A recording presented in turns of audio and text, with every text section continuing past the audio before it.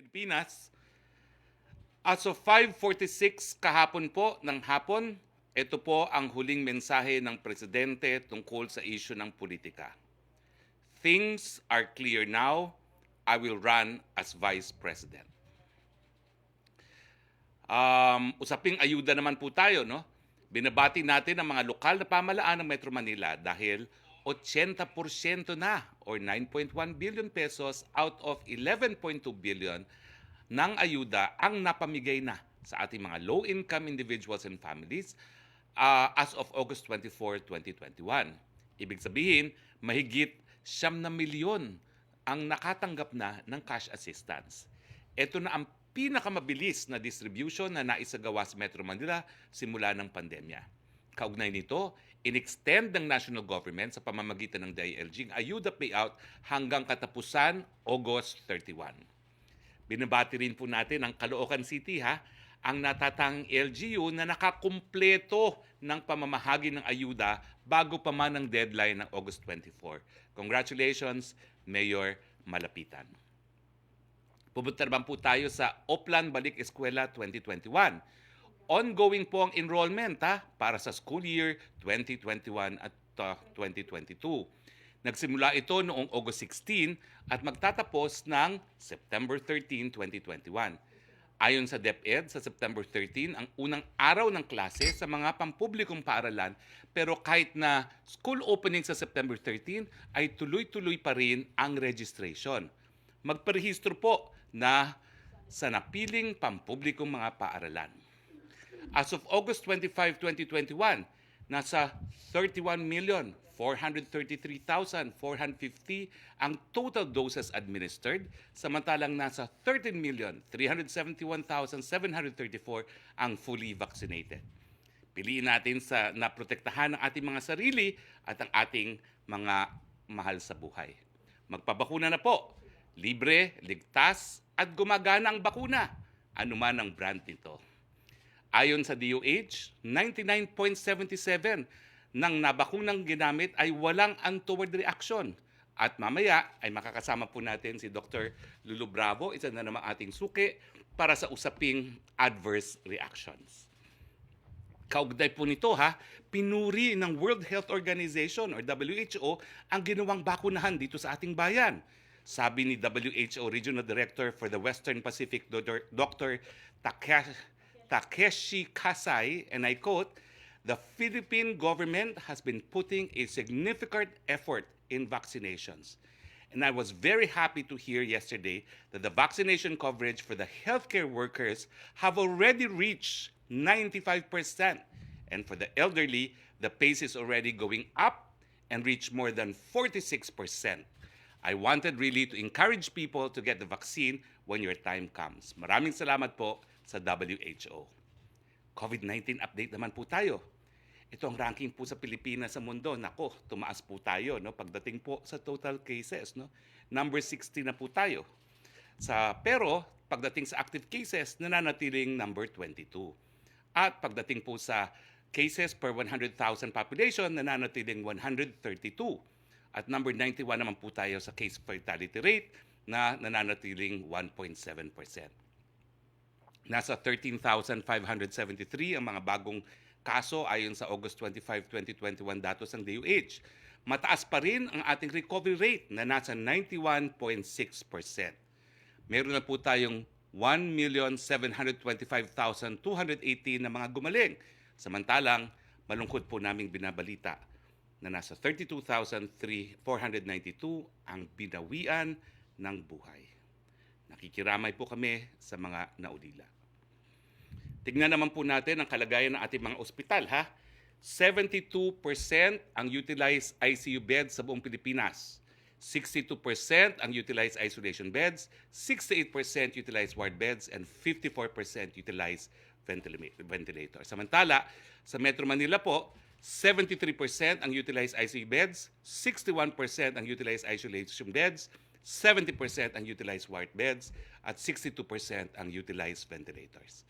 Dito po nagtatapos ang ating presentasyon. Makakasama po natin ngayon si Dr. Lulu Bravo, ang chairperson po ng National Adverse Events Following Immunization Committee Pediatric Infectious Disease and Vaccinology at Professor Emeritus sa UPPGH Manila. Ma'am, alam niyo po, meron kasi lumabas na listahan na may ilang daw mga bakuna mas maikli ang proteksyon na binibigay sa mga nabakunahan.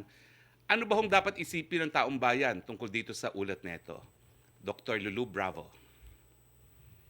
You know, Secretary Roque, this is very important for us. Kasi ang bakuna na inaprubahan ng ating FDA, lahat yan ay safe and effective pag ibinigay na sa publiko. Of course, magkakaiba rin ang mangyayaring duration ng immunity. We know that. Not all vaccines are created equal. And iba-iba ang kanilang percentage ng efficacy at ang duration ng immunity. But what we need to do right now is really to vaccinate as many people as possible. Kasi sabi nga ng WHO, no one is safe until everyone is safe. If we can have our people, as much as 90% nga, yun ang aking dream eh. Hindi lang 70%, 80%, 90% mabakunahan, matatapos natin itong pandemyang ito. At kung sa Pilipinas ay 90% ang mabakunahan, naku, magandang pangitain yan dahil hindi na makakapag-transmit. Alam mo, yung tinatawag nating transmission, mas kinasabihin mo na, okay, itong ibang bakuna ay mas 6 months lang. Yung isang bakuna ay 1 year. Pero kung may bakuna lahat ng magkakasama-sama, yung transmission marireduce at maaring bumaba to the point na wala nang kakalat na bakuna, na sakit. Yun ang importante, na mas marami ang mabakunahan upang sa ganon ang ating transmission ng ating COVID ay mabawasan at tuluyang mawala. Alam niyo po kasi, kung sasabihin nyo, sige, maraming nagsasabi, booster, kasi takot sila. Eh hindi po yun eh. Kasi hindi nga natin alam kung ang variant na darating sa inyo ay yung mas malakas o yung mas mahina o kung yung... Kasi by percentage lang po yan. Sa ngayon nga, talaga takot ang lahat ng tao sa Delta. Pero ang strategiya po niyan sa buong mundo ay magbakuna ng magbakuna. Sapagkat mas marami po ang mabakunahan, okay, mas malaki po ang tsansa na kumalat. At maski na po mag-booster kayo o sabihin nyo, sige, magpapa-booster ako, eh hindi pa rin po ligtas eh. Sapagkat yung pong mga variant ay nadidevelop hanggat hindi pa po bakunado ang 70 to 90% of our citizens. So ang atin pong estratehiya dyan ay talagang sa ngayon po, no, alam nyo naman, hindi pa tayo adequate ang bakuna. Eh, importante po na mas marami ang mabakunahan nang sa ganon, hindi rin mag-develop ang mas maraming variant.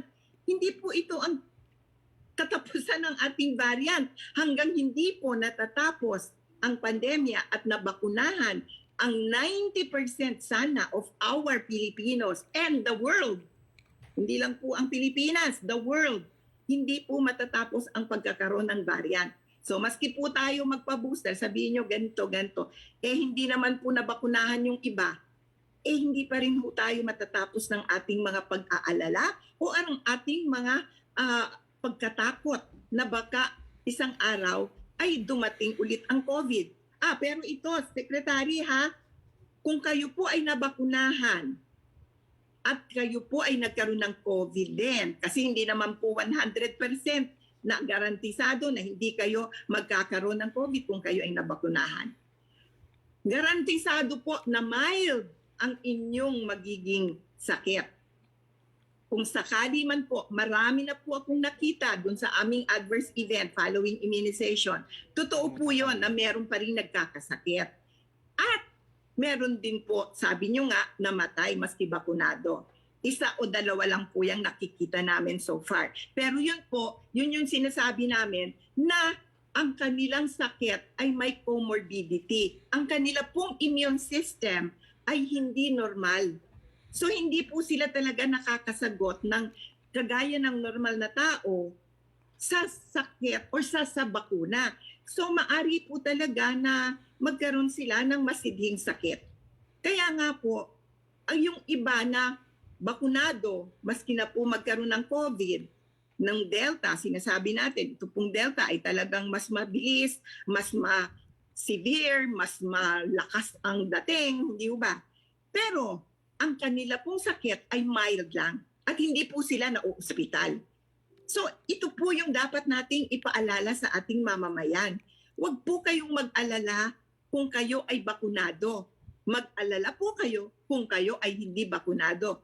At yung pong tinatawag na duration, hindi pa po tapos ang pag-aaral sa lahat ng bakuna. Meron po ngayon, nasabi natin, yung pong Pfizer, nung Lunes, binigyan ng US FDA ng kanilang final approval. Ano pong ibig sabihin nun? Ibig sabihin po nun, yung final approval, nakita na nila na over a 1-year period, safe yung bakuna at yung benefits na nakita sa bakuna ay talagang napakalaki at kung meron man pong side effects, yan pong side effects na yan ay treatable, posibleng magamot, or posible naman na mild lang at hindi po kailangang mag-worry tungkol dun sa side effects na yon. Yung po ang inaasahan natin.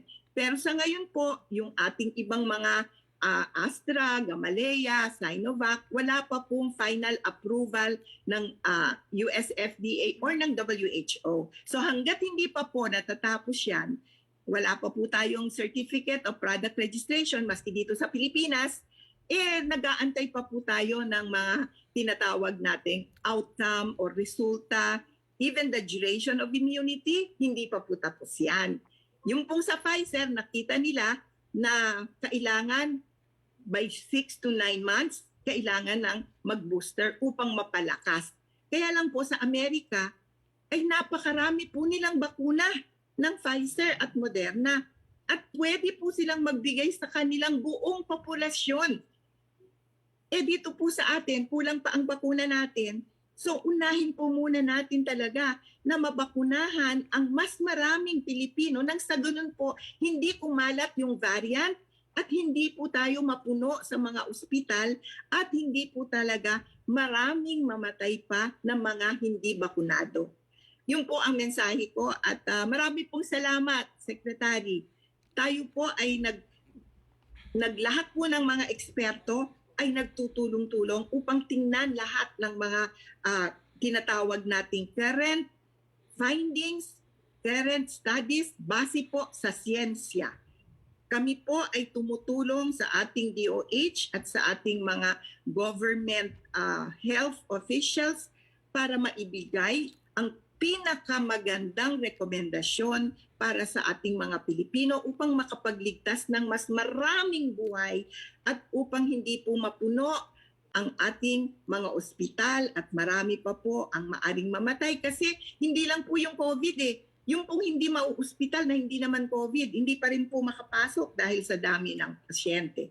So napakaganda po kung tayo ay magtutulong-tulungan upang ang ating mga pasyente, ang ating pong mga Pilipino ay mabakunahan mas marami sa mas madaling panahon upang pati po itong variant ay matalo natin sa lalong madaling panahon.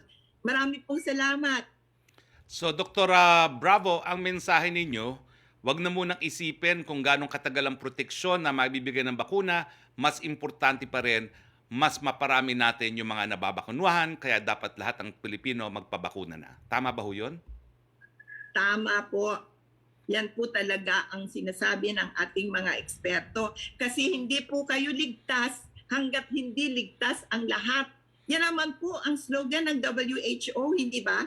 No one is safe until everyone is safe. Maski po kayo magpa-booster, maski po kayo gawin nyo lahat ng gagawin nyo, darating po ang araw, maari pa rin pong makapagdala ng sakit yung inyong mga kasambahay or yung inyong mga kasama sa bahay na hindi pa bakunado, even the elderly.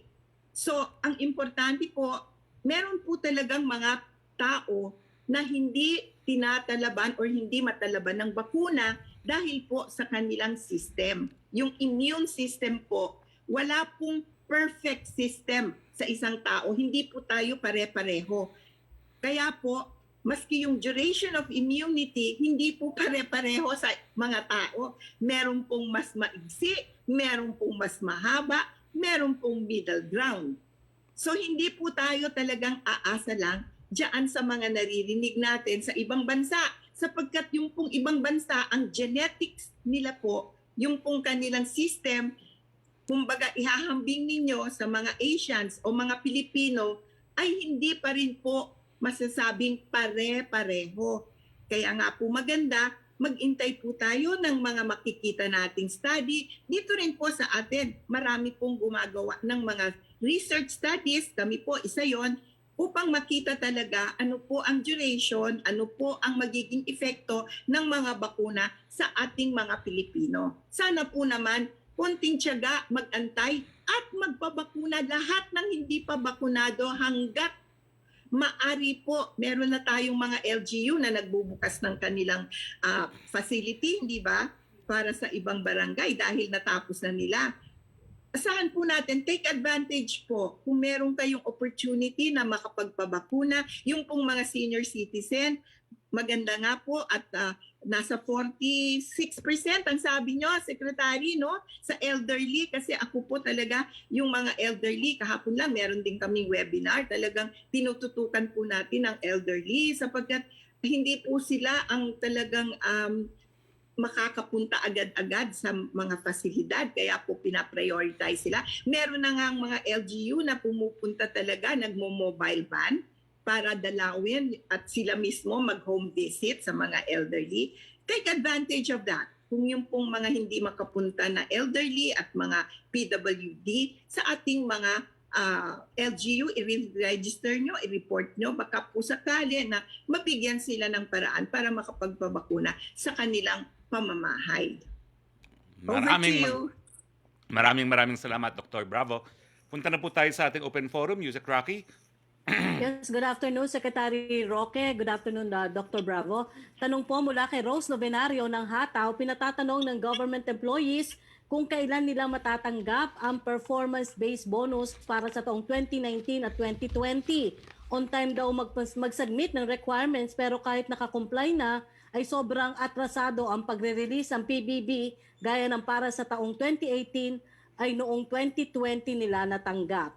Well, tinanong po namin yan sa Office of the Executive Secretary. Ang sagot po nila ay depende po yan sa pagsusumite ng mga requirements ng iba't ibang ahensya. No? More often than not po ay merong kulang ang compliance sa mga agencies. Pag na-kumpleto naman po ang mga requirements ay ilalabas kaagad ng DBM ang pondo para dyan sa special performance-based bonus. Tanong naman ni Chris Lucena Remate Online, reaction sa panawagan ni dating Senador Bongbong Marcos na dapat din mabigyan ng SRA ang mga contact tracer. Ang katwiran ng dating senador, isa mga contact tracer sa mga malapit sa panganib dahil sa pakikipag-usap sa mga close contact ng mga pasyente nagpositibo. Mari kaya daw pumapasama at kung may budget para dito. Yung SRA po natin, ayon po yan doon sa bayanihan law, no? At ang definition po ng sino dapat mabigyan ng SRA ay mga medical frontliners. Sa ngayon po, hindi po kasama sa definition ang mga contact tracers. Ang SRA fund po ay administered ng DOH at hindi po ng DILG. Pero kung magkakaroon po siguro ng panibagong supplemental budget o sa 2022 budget, po pwede naman po i-consider yan. Maraming salamat sa suggestion po. Ang susunod po niyang tanong, reaksyon sa sinabi ni Magdalo Party List, Representative Cabutyan, na kaya raw nagdesisyon ng Pangulo na tanggapin ang alok ng PDP Laban na tumakbo bilang Vice-Presidente ay dahil takot itong makulong, maprotektahan ang kanyang sarili at manatili sa kapangyarihan. Hindi na po dapat magbigay ng reaksyon dyan, no? Dahil wala naman pong kinalaman yung mga opinyon ng oposisyon sa desisyon ng Presidente. Ulitin ko lang po, kaya po tatakbo ang Presidente bilang Vice-Presidente dahil meron siyang unfinished business, korupsyon, droga. Susunod niyang tanong, hindi daw po lingid sa kaalaman ng lahat na may edad na si Pangulong Duterte. At palagi niya sinasabi na kapag natapos ang kanyang termino ay balik Davao na siya at magre-retiro na sa politika. Sa napipintong pagtakbo ng Pangulo bilang Vice-Presidente, sa tingin ninyo ay kakayanin pa ng Pangulo ang 6 na taong panunungkulan sakaling manalo sa nalalapit na halalan? Yan po ay hamon ng tadhana na sinasagot ng ating Presidente. Pero tignan na lang po natin kung ano talaga mangyayari on or before October 8 ng taong ito. Thank you, Secretary. Maraming salamat po. Mela Lesmores, please. Hi, good afternoon, Secretary Roque at kay Doktora Bravo. Secretary Roque, unahin ko lang po, no? Kasi bare months na next week at sakto naman na magkakaroon tayo ng bagong quarantine classifications. Sa NCR, are we eyeing to further relax to GCQ para makabangon na po yung ating mga negosyo? Hindi ko po masasabi, no, because that's a collegial decision. Pero sa ngayon po, ang ating healthcare utilization rate nasa high risk, no? Pero bagmat high risk po siya, nasa low high risk, no, 72 at 73. At to the credit of Metro Manila residents na halos kalahati ng bakunado, ito po siguro ang dahilan kung bakit hindi pa na-overwhelm ang ating healthcare system, bagamat napakadami po talaga mga bagong kaso na nadidevelop. Yan po ang patunay na gumagana po ang bakuna. Opo. And usually sir, every Thursday may IATF meeting kayo. Ngayon po bang Thursday meron po at ano po yung mga inaasahan nating agenda? Meron po, kasama na po dyan yung preliminary report para sa community classifications, quarantine classifications. Opo. And for my last question, Secretary Roque, pwede po kay Doktora Bravo. Go ahead, please. Doktora Lulu, may mga reports po kasi na may mga, especially sa social media, may mga nagsasabing kahit bakunado na, may mga namamatay na rin ngayon dahil sa COVID-19 at sa tindi nga ng sitwasyon. Just to be clear, confirm po ba ito? Meron po bang mga ganitong report sa Adverse Events Committee at ano po ba yung masasabi niyo rito? Well, alam mo, Rosalie, meron talaga isa o dalawa. Sa milyon-milyong na bakunahan, at sabi nga ni Secretary Roque, almost 13 million ang fully vaccinated. So imagine, sa 13 million fully vaccinated, kung may makita ka na isa o dalawa na namatay, yan po ay talagang medyo siguro yan yung merong abnormal na immune system. Kasi hindi naman natin sinasabi na 100% garantisado ang efficacy ng bakuna.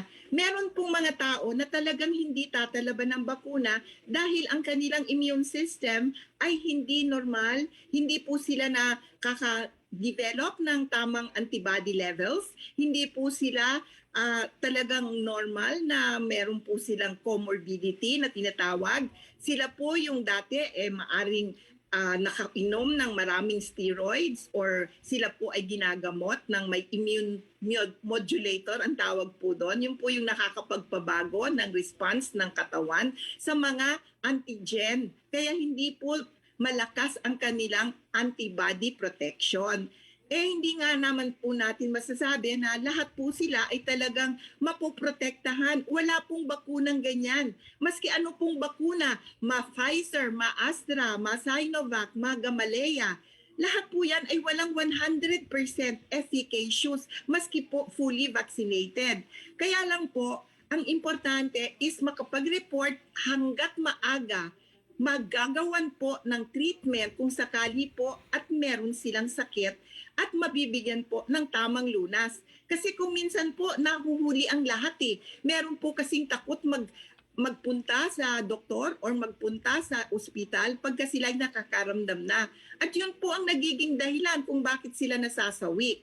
Ang importante po sa ating mga kababayan, kung sila po ay fully vaccinated, meron naman po silang report, meron po silang way of reporting at kung sila man po ay magkasakit, ay pipigyan po ng tamang lunas. Kaya po, importante nakita namin sa Adverse Event Committee na talaga pong marami naman, kung meron man pong nabakunahan, ay minor or mild lang po yung symptom.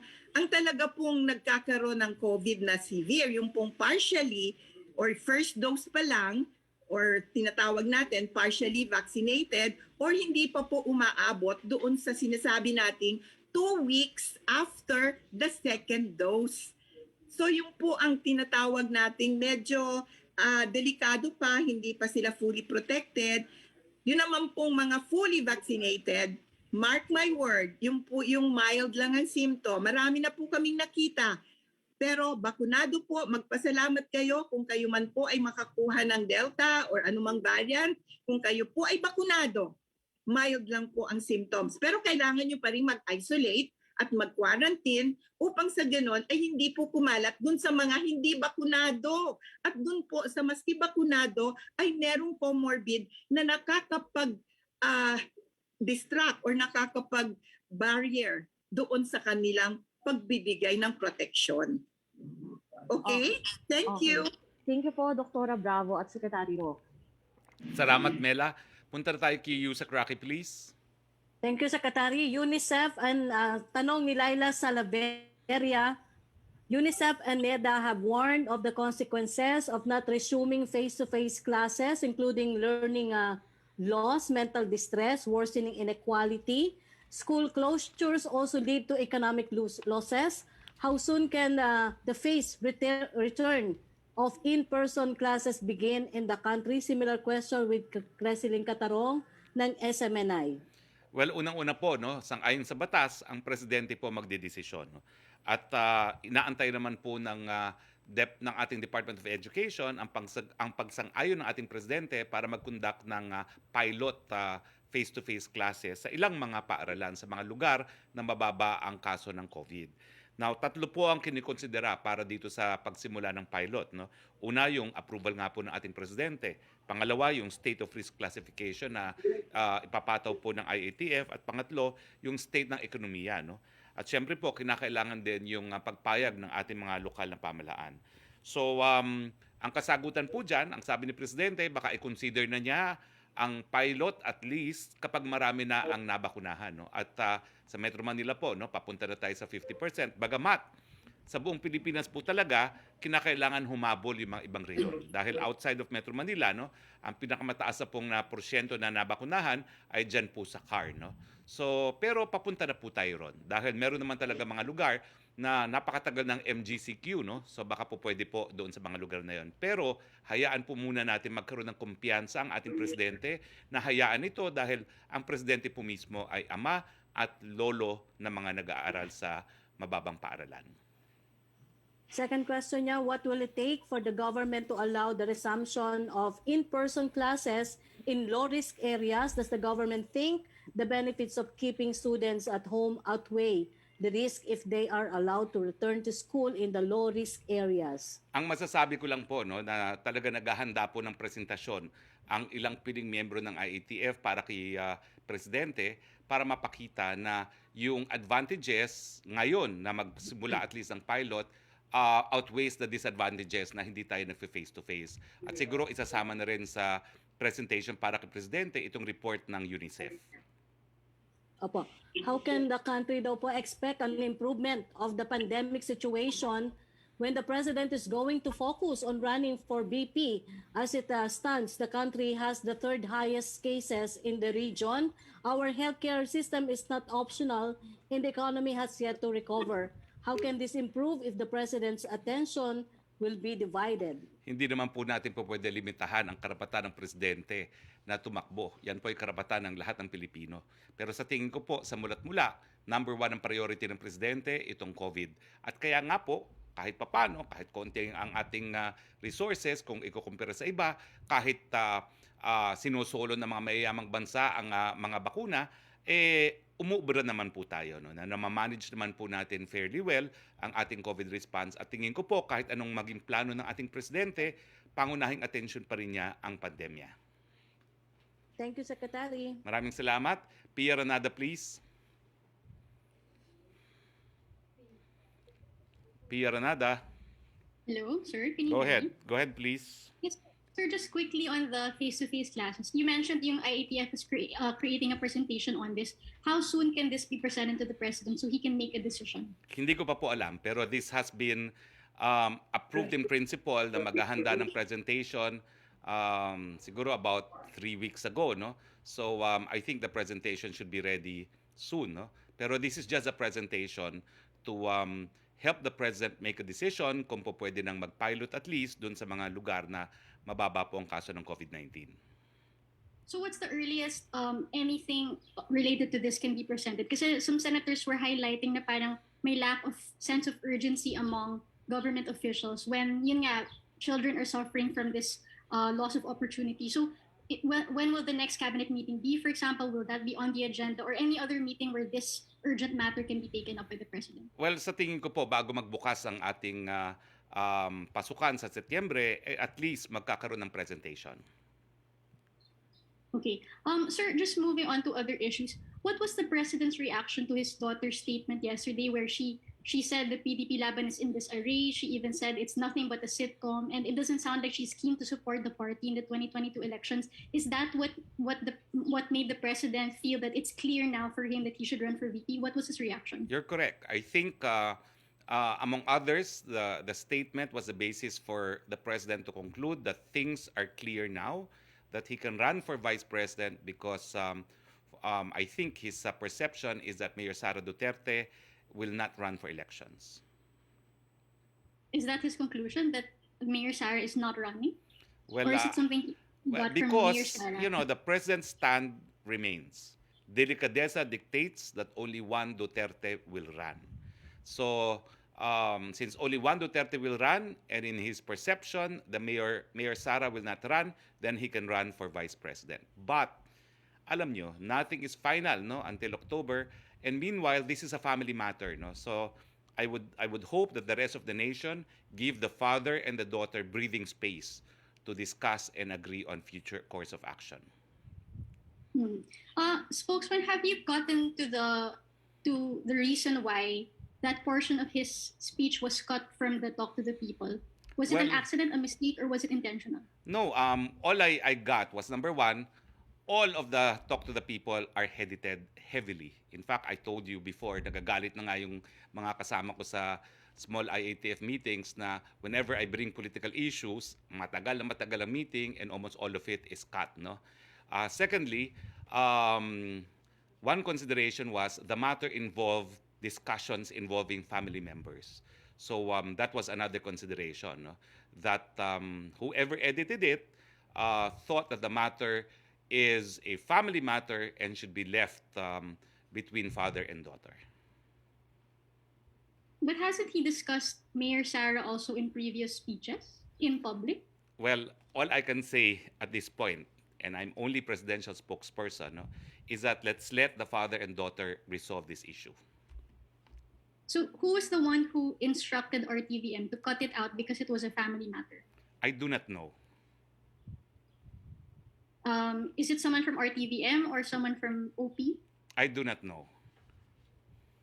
Is there someone who is trying to control which presidential remarks are heard by the public? And if so, why would they do that? I don't think so. I think it was pursuant to standard operating procedure kasi if we were to broadcast the whole thing, sometimes the meetings can go on for as long as 5 hours, no? And you can't broadcast for 5 hours. All right. Thank you, Spokes. Thank you very much. Pia, let's go back to you, Sec. Roque, please. Yes, thank you, Secretary Roque. From Rosa Licos ng UNTV, ano ang reaksyon ng palasyo sa ulat na ang kawalan ng matibay na desisyon sa 2022 political plans si Pangulong Duterte at Senator Go ay dahilan sa bangayan ng dalawang pamilya ng Pangulo? Wala po. That's not something that I can answer as presidential spokesperson. Hindi ko po alam kung meron totoong bangayan, but in any case, it's very clear that this is a family matter, no? So I stay away from it. Opo. Second question niya, ano rin ang reaction niyo sa nagsasabing may gumagamit daw sa presidente para sa kanilang political ambitions? Wala po akong kinalaman dyan. Wala po akong alam tungkol dyan. Ang third question, bakit hindi mapanindigan ni Presidente at ni Senator Go ang kanilang planong pagtakbo bilang tandem? Ang sabi po ni Presidente as of yesterday, bahala po si Senator Go to make up his mind dahil he can only make a decision for himself. That's when he told me that things are clear now and he will run for Vice President. Thank you, Secretary Roque. Thank you very much. Ivan Mayrina, please. Hi, good afternoon. Magandang hapon po sa lahat. Sec, ipursu ko lang po yung tungkol do sa pag-e-edit, ano? Nabanggit nyo yung mga Talk to the People ay karaniwang ine-edit naman talaga. So, who normally decides what goes on air and what does not? At naiba po ba yung taong ito dito sa particular Talk to the People nung Martes? I do not know kasi Alam mo kami, kapag tapos ng Talk to the People, alas 11, alas 12, we're just raring to go home. At ako naman, like everyone else, we're just raring to go to bed, no? So I do not know. I can find out, but actually it's beyond my scope of functions dahil alam nyo naman, I belong to a separate department, no? The Office of the Presidential Spokesperson. Nakarating po ba sa kaalaman ng Pangulo na na-edit ang isang mahalagang bahagi ng kanyang pahayag? I told And him how so. did he react to it? I told him so. And ang kasagutan niya Nagalit is... po ba siya? Hindi. Ang sabi lang niya, well, siguro ang importanteng marating ngayon na malaman ng taong bayan is things are clear now, I will run for Vice President. Okay, thank you for that. Nabanggit nyo na po, Secretary, na ito ay family matter. Pero how do you react to skeptics na nagsasabi po na ito'y bahagi ng isang malaking sarswela? Over naman yan. I don't think people would want to be exposed to this kind of a controversy just for a sarswela. Over naman yan. Bahagi din po ng pahayag ni Mayor Sara yung araw daw na inamin ng Pangulo sa kanya na siya ay tatakbo sa pagkapangalawang Pangulo, and she described it as an unpleasant event. What do you know about this, sir? Can you tell us the circumstances of this meeting? Nothing. I know nothing. I know only as much on the basis of the statement of Mayor Sara. Okay. Sec, on another point, kino-question po ng ilang mga mambabatas yung priorities ng administrasyon as reflected in the proposed 2022 budget. Ang pagkakalarawan po ni Representative Arlene Brosas ng Gabriela ay tagalid daw ito. More than 1 trillion for infra and a mere 1% of that for hospitals and health centers. Senator Nancy Binay pointed out 11 billion for anti-insurgency pero binawasan ng 170 million ang pondo ng RITM. How does the palace react to this? Unang-una, I do not concede the percentage as mentioned by Representative Brosas. No? Ang importante po is, dalawang bagay ang ating pinaghahandaan para sa susunod na taon. Unang-una, yung paglaban natin sa sakit mismo. Pangalawa, yung pagbangon ng ating bayan dahil nga sa pandemya. So wag po nating masamain na malaki po yung ating budget for build kasi yung build po, yan ang magbibigay ng hanap buhay sa napakarami nating mga kababayan. Wag na po tayong umasa sa ayuda, bigyan po natin sila ng hanap buhay, kaya nga po mataas ang budget natin doon sa mga bagay-bagay na magpo-provide ng stimulus sa ating ekonomiya. Sec, panghuli po, let me take this opportunity in the light of this incident na may na-edit out na mahalagang bahagi ng pahayag ng Pangulo. Is it even an option na i-live na lang po ang mga talk to the people at mas pabor din po yun sa amin para sa mga colleagues ko sa MPC? Again, as you know, I belong to a separate department and the people in charge of broadcasting it belongs to a separate department. So that's beyond the scope of my functions. But I will suggest. Maraming salamat, Secretary. Salamat Magandang hapon po sa lahat. Salamat, Ivan, at magandang araw din. Yusek Roque, please. Thank you, Secretary Roque. Question from Prince Goles ng Abante, politiko. Cabinet Secretary Carlo Nograles yesterday said the ruling PDP Laban Party will nominate Senator Bongo as its official presidential candidate in 2022. He claimed that the senator is most qualified to lead the country. Do you agree that Senator Go is most qualified to be the next president?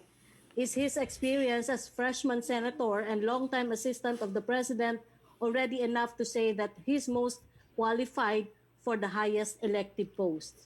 I'm the presidential spokesperson po. I can only repeat what the president said. And he said it is up to Senator Go to make up his mind whether or not he will run for the position of president. Opo. From Alvin Baltasar of Radyo Pilipinas for Dr. Lulu Bravo, wala bang dapat alalahanin ang mga nakatanggap na ng bakuna 6 months ago amid reports na nagsasabing may mga bakuna gaya ng Sinovac na ang bisa nito ay hanggang 6 na buwan lamang? Doc Bravo? Alam niyo po, thank you. Alam niyo po, ang dapat nating alalahanin ay hindi po kung kailan kayo dapat matakot sa duration kasi po lahat ng bakuna at lahat ng mga official recommendation ay naaayon sa mga pananaliksik na ginagawa ng mga eksperto. Ang dapat po nating alalahanin at talagang ipag-promote sa ating mga kababayan ay magpabakuna. Yan po ang dapat ninyong alalahanin, na yung mga kasambahay at mga tao na nakapaligid pa sa ating mga anak, sa mga bata ay hindi pa bakunado. Kasi yung pong pagpapabakuna ang tanging paraan upang talagang makawala tayo dito sa COVID na ito. Kasi kung maski na po kayo magpa-booster or sabihin nyo, ay nako, magpapa-booster ako maski walang rekomendasyon. Marami pong ganyan, nakikita natin. Hindi po ibig sabihin nun, ligtas na kayo. Sapagkat no one is safe until everyone is safe. Yung po ang dapat nating alalahanin. Hindi po yung, okay, 6 months na, magpapabakuna na ako. Yun po ang ginagawa sa mga bayan na marami silang bakuna kagaya ng Estados Unidos at saka sa Israel. Pero yun po almost 50% to 90% ng kanilang mga tao bakunado na.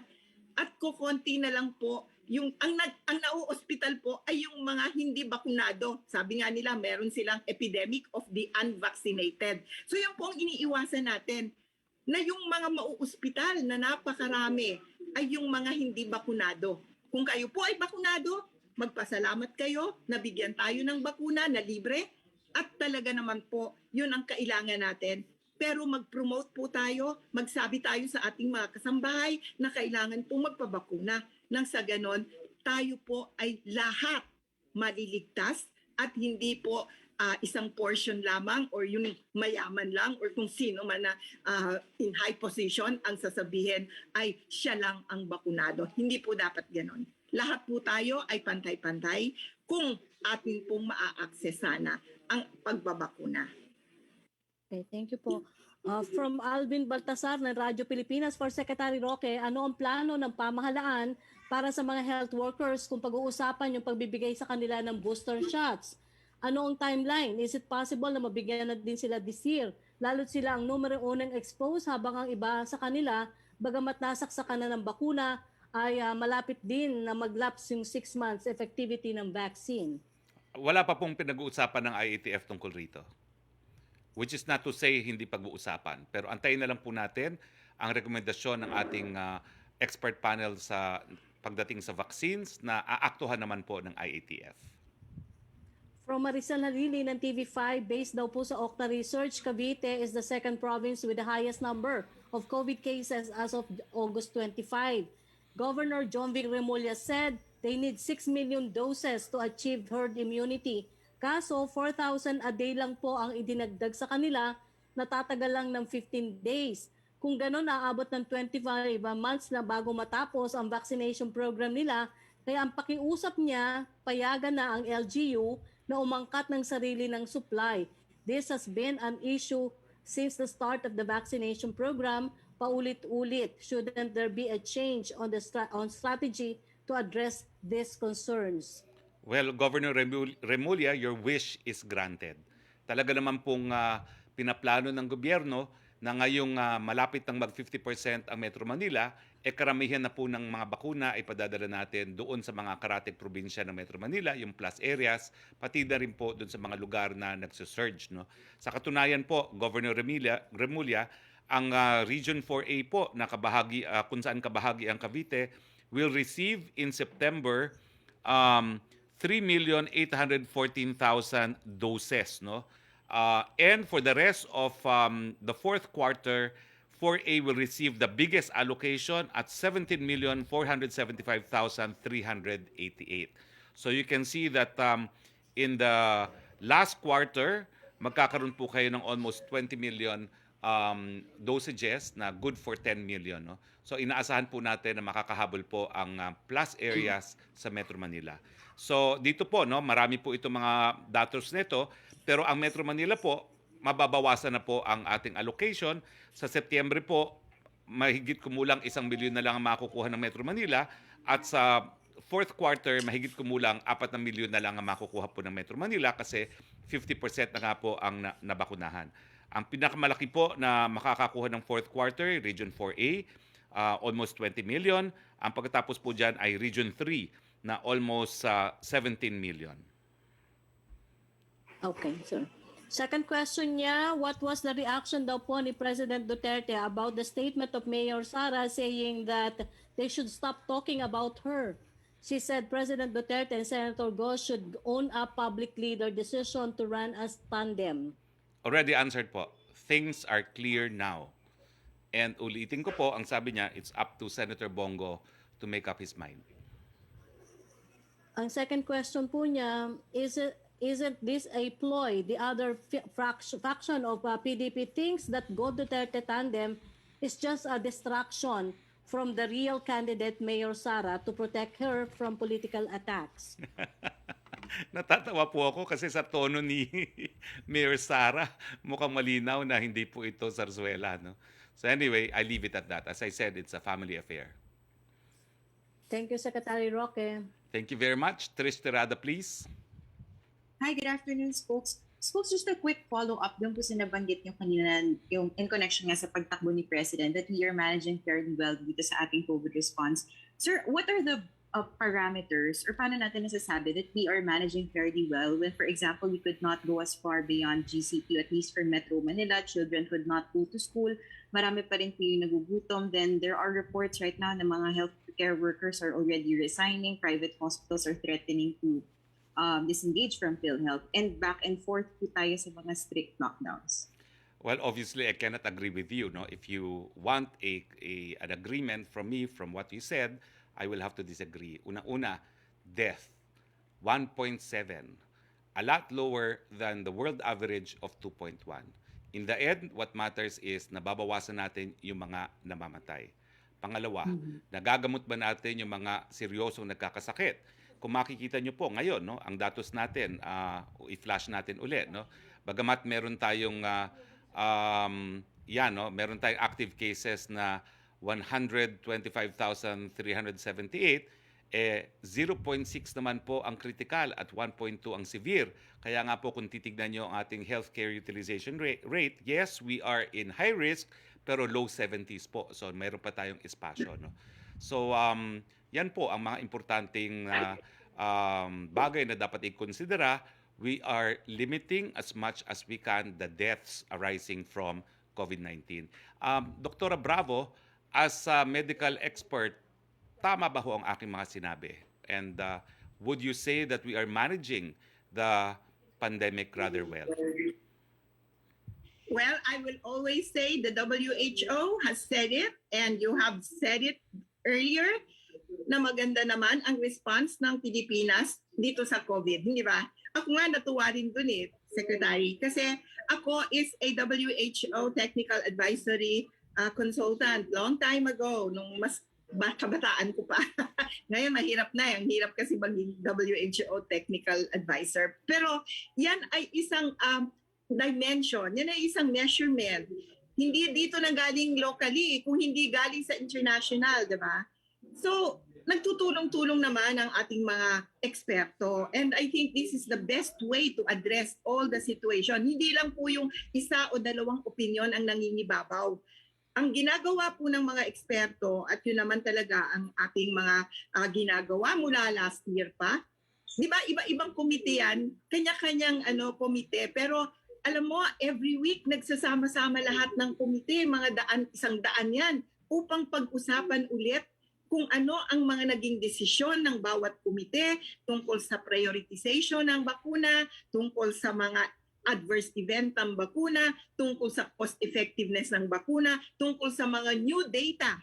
Ito importante ano yung mga bagong datos? Kasi po ito yung ginagawa natin moving target po tayo. Hindi po tayo yung kung ano yung tama na rekomendasyon na sinabi natin last month. Yun din po ngayon. Kaya nga, hindi po tayo dapat talagang nangunguna dito sa ating mga All Experts Committee. Ang gusto po natin sana ay magtiwala kayo sa mga eksperto sapagkat kung kayo po ay nagtitiwala sa mga doktor para sa inyong pangsariling panggagamot, bakit po hindi kayo magtiwala ngayon dito sa mga eksperto na nag-aaral?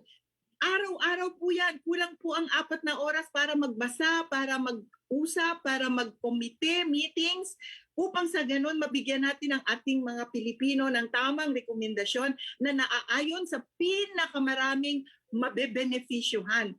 Yun nga po, hindi perfect lahat ng ating solusyon, pero ginagawa po ang lahat upang ang ating mga rekomendasyon ay makabubuti sa pinakamaraming Pilipino. At ito po ay science-based. May ebidensya po tayo tuwing tayo ay magbibigay ng mga rekomendasyon. Yun po ang dapat pagtiwalaan ng mga Pilipino. At sa ngayon po, ang masasabi po natin, yan ang pinakamagandang service. Yung pong mga doktor, serbisyo po yan sa publiko. Marami po dito gumagawa ng kanilang dapat gawin nang walang tinitingnang compensation or anumang salary pro bono po. Napakarami po. Masasabi ko po yan sa inyo. Yan po ay totoong totoo. Ang atin pong mga frontliners ay nagbabayanihan din, nag-uusap-usap. So, ito lang po talaga ang lagi kong mensahe. Doon po tayo maniwala sa tunay na eksperto. Huwag po doon sa mga nagsasabi-sabi kung ano-ano, sarili nilang opinion, Ako po hindi nagbibigay ng sariling opinion, sa totoo lang. Sapagkat sinasaalang-alang ko po ang nagiging rekomendasyon ng ating mga eksperto at naniniwala pa ako na hindi isang tao lang ang pwede ninyong asahan sa ganitong pandemya. Even WHO says that, di ba? Araw-araw po merong WHO na nasa Facebook upang magsabi sa buong mundo. At kami po naman ay nagsasubscribe dyan dahil sino po ang paniniwalaan natin? Hindi po ba? Gusto nyong maniwala sa mga sabi-sabi, sa mga conspiracy theories, ang bakuna nakakamatay, nakakazombie, napakamali po nun sa aking palagay. Sapagkat kayo po, pag nagpagamot, doktor po ang pinupuntahan nyo. Niyo ba yung mga espesyalista talaga? Nandito po, pinagsama-sama natin ang mga espesyalista. Nandito po sila ngayon upang tumulong para makalabas tayo sa pandemyang ito. Bakit po natin sila kung minsan nga po nakakasama ng loob kasi ginagawa na po natin lahat ng ating makakaya upang makawala sa pandemya at upang ating magbigyan ng tamang rekomendasyon ng ating mga Pilipino. Pero kung minsan po, nabubuli pa rin tayo kung minsan, di ba? Masaklap Kuya Eddie, kumbaga. Pero yan po, eksperto ay nandyan po upang magsama-sama at yun po ang ating pabilibin sa ating COVID. Kasi po, sakit po yan. Hindi po yan kagaya ng gera, andun yung mga sundalo, pero ngayon po, may gera rin tayo, pero isang mikrobyo po na hindi nyo nakikita at kailangan lang po ang ating mga doktor na tunay na eksperto at tunay na espesyalista ang kailangan pong maging frontliner natin sa pagsugpo ng ating pandemya. And thank Over you very to you. much. Thank you, Doc. And Trish, because your question has been asked 1 million times, are we managing well? Uulitin ko na lang po, and I'm flashing on the screen kung ano sinabi mismo ng WHO. If you do not want to believe me, and obviously many of the members of the Malacañang Press Corps don't believe me because it's been asked a million times, I will then quote what the WHO country representative Rabindra Abiyasangye has said about how we have managed the pandemic so far. And I quote, I believe they have a very good comprehensive plan. What we're concerned about is oftentimes the actual rollout faces challenges, although you plan very well. And ito po yung evaluation niya. As for all this showed, you have prepared and used the lockdown wisely to deal with the pandemic, and the reflection is that you have managed to prevent a large number of deaths like we have seen in several other countries. So please, next time you ask me, I will just flash this on the screen kasi anything I say might be construed as self-serving. Hayaan na natin yung specialized agency ng United Nations, WHO, ang magsabi if we have managed it well or not. We have managed it well according to the WHO. Alright. Folks, what about yung effect niya with the quality of life? Do you think that in that sense, we're also managing well? Ay talagang mahirap po ang quality of life habang may pandemya. Kaya nga po pakiusap lahat ng eksperto, magpabakuna na po tayo dahil tanging sa pagbabakuna lang tayo makakabalik buhay. Mm-hmm. Alright. Spokesperson po ni Secretary Roque sa Senate hearing admitted that yung contact tracing app, yung Stay Safe app, has very limited almost no impact in efforts to track impossible close contact of COVID-19 cases or suspects. What does Malacañang have to say about this, considering that this Stay Safe app is backed by the palace?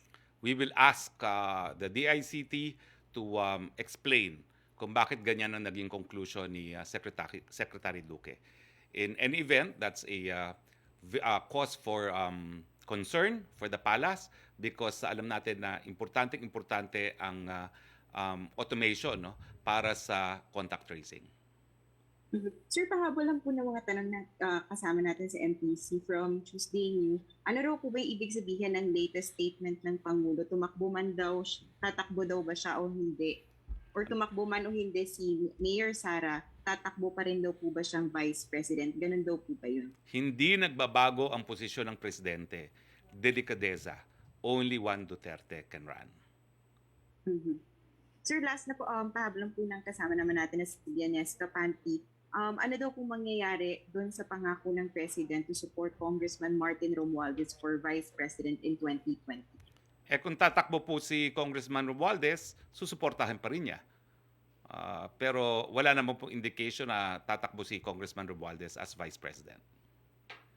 Ibig sabihin po ba, sir, kung halimbawa tatakbo si Kong Romualdez, hindi necessarily na magbaback out si Pangulo from running for Vice President? I was Paano po there. yun? I was there when the President said that. I forget the occasion. It was a signing of bills into law.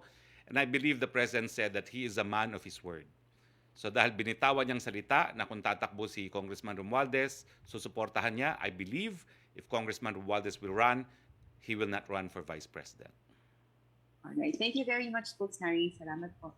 Thank you. Trish, punta tayo kay Yusek Roque again.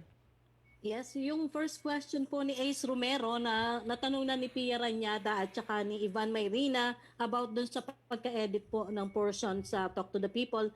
Ang second question po niya, how can Malacañang call the issue involving the President and his daughter a family affair when it involves electoral posts, specifically the two highest posts in the land? Because the decision to run or to not run is still a personal decision. It is a constitutional right of citizens. And as far as the present sense of delicadeza is concerned, only one Duterte can run, and that is the context by which I say, let the father and daughter deal with the issues. Opo. From Pia Gutierrez, ABS-CBN, sabi daw po ng DILG, magkakaroon ng policy shift on lockdowns. How would this work? Naaprubahan na ba ito? Ibig sabihin ba, mawawala na ang sistema ng quarantine classifications ng IATF in favor of granular lockdowns? What is the science behind this? Sa mulat-mula po, the science supports and our experience supports the view na mas epektibo po talaga ang localized and granular lockdowns.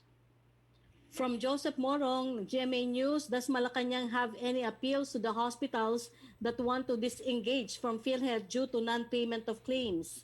Naku, ewan ko po kung na-edit out din yung sinabi ko sa PhilHealth, no? Pero linabas ko rin po ito sa harap ng Presidente nung huling Talk to the People. At inulit ni Presidente ang kautusan niya kay Atty. Giran, bayaran niya ng bayaran dahil sa panahon ng pandemya, we cannot afford to lose the cooperation of the private hospitals na nagbibigay po ng 60 to 70% ng mga pangangailangan nating kalusugan. Opo. Susunod niyang tanong, would you have data on how much PhilHealth owes these hospitals and how many hospitals are under investigation for allegedly fraudulent claims? So I believe pati yung aking intervention siguro hindi na napakita dahil masyadong mahaba, no? Hindi na napakita rin yung aking pinakita naman, no? Pero I think ang allegation ng private hospitals, this is an allegation of the private hospitals, no, is around 9 billion. Opo. From Pia Gutierrez, follow-up lang daw po sa latest pronouncement ni Pangulong Duterte. Ibig sabihin na ang pagtakbo niya daw po bilang Vice President ay hindi na dependent sa kung tatakbong Pangulo si Mayor Sara. Only one Duterte can run. Okay po. From Kylie Atienza, Alliance of Health Workers earlier today announced that the planned August 31 strike of health workers is likely to happen, saying health workers were not happy with yesterday's Senate hearing sa release daw po ng unpaid benefits para sa health workers because yung DOH was focused only on the SRA or Special Risk Allowance. May we get your comment? What will the President do if the DOH fails to release the other unpaid benefits para po sa health workers? Sa mulat-mula po, no, binibigyan ng prioridad ng Presidente ang pagbibigay ng mga benepisyo para sa ating mga frontliners, no. So siya na po nagbigay ng taning no ifs, no buts. The SRAs and everything else that the health workers are entitled to should be released within 10 days. Yun yung pagkakaintindi ko po sa mandato ng Presidente. Hindi naman niya po in-specify na SRA lang. Lahat na dapat na ibigay na benepisyo dapat maibigay. Opo. Follow up po ni Pia Gutierrez, ibig ba daw pong sabihin kung mawawala na yung sistema ng quarantine classifications ng IATF in favor of granular lockdowns, how would this work? Naaprubahan po ba ito? Antayin po natin ang mga pronouncements ng IATF. No? We are moving towards a direction na dahil ang LGUs naman talaga ang nakakaalam kung nasa yung mga areas, papunta tayo ron. No? Pero wala pa pong detalye. It's a principle that has been approved as a principle, pero the details hindi pa po na-approve. Opo. Question from yung tanong po ni Lenes Capante, nasagot nyo na at saka ni Tuesday New. From Rafi Ayeng of Daily Tribune, may bagong proposal si Presidential Advisor for Entrepreneurship, Joey Concepcion, na bakuna bubble allowing both vaccinated and unvaccinated to visit malls, restaurants, but the unvaccinated should present negative RT-PCR test. Ano po ang reaksyon ng palasyo? May chance po kaya itong umusad para mas mabuksan ang mga establishment gaya ng mga restaurants na hikaws na ang state? Well, I'm sure we will consider that. Lalong-lalo na sa lugar na gaya ng Metro Manila na palapit na po yung 50%. Pero sa ngayon po, wala pa pong action taken. Opo.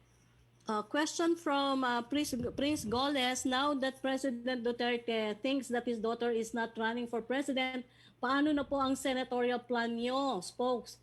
In June, you said you would run if Mayor Sara seeks the presidency.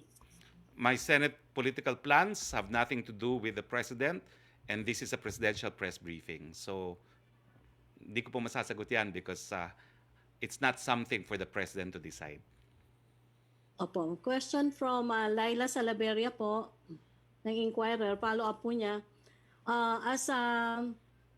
As presidential spokes, does Secretary Roque have a position on the editing of the speech which omitted portions that failed to give the entire pictures of the president's position?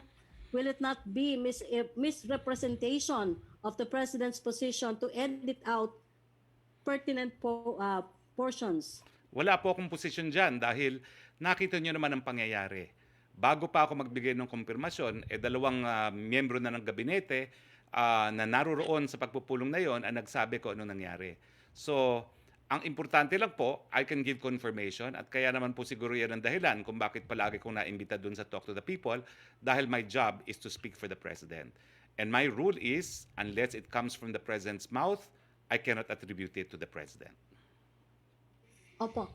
Follow-up lang din po ni Kylie Atienza ng Business World. Alliance of Health Workers earlier today announced that the planned August 31 strike of health workers is likely to happen, saying health workers were not happy daw po with yesterday's Senate hearing on the release of unpaid benefits for health workers because the DOH was focused only on the SRA or Special Risk Allowance. Yusek asked and answered na po yan.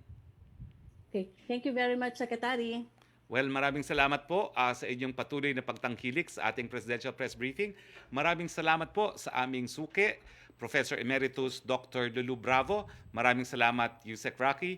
At maraming salamat sa ating mga kasama sa Malacañang Press Corps. Sa ngalan po ng inyong Presidente Rodrigo Roa Duterte, ito po ang iyong Spox Harry Roque nagsasabi, mga kababayan, darating at darating po ang October 8, ang last day ng pagpa-file ng Certificate of Registration. Konting tulog na lang po yan, malalaman natin with finality kung sino ang kukuha ng mandato ng taong bayan. Magandang hapon po sa inyong lahat.